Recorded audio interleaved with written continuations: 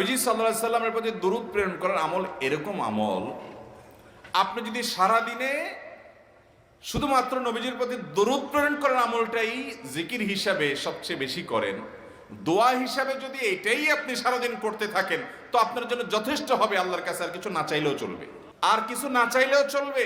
দুরুদ মানে হলো নবীজির জন্য দোয়া করা। ভাই, আল্লাহ তার হাবিবকে রহম করবেন, আপনার আমার দোয়ার দিকে আল্লাহর তাকানোর কোনো ঠেকা আছে? নবীজি কি আমাদের দোয়ার কোনো মুখাপেক্ষী? কিন্তু আমরা তার জন্য দোয়া করলে ওই চান্সে আল্লাহ তাআলা আমাদের প্রতি অনুগ্রহ করবেন। একবার না, আপনি নবীজির প্রতি একবার রহমতের দোয়া করবেন, একবার দুরূদ পাঠ করবেন।